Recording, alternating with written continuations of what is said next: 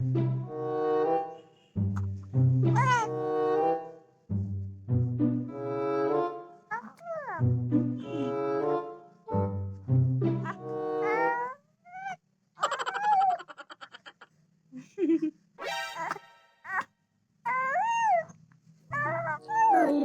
ये कैसी गाल निकल रही मेरे गले से? मैं रो नहीं पा रहा, सही से चिल्ला भी नहीं पा रहा। मम्मी देखो ना, मुझे क्या हो रहा है, देखो ना।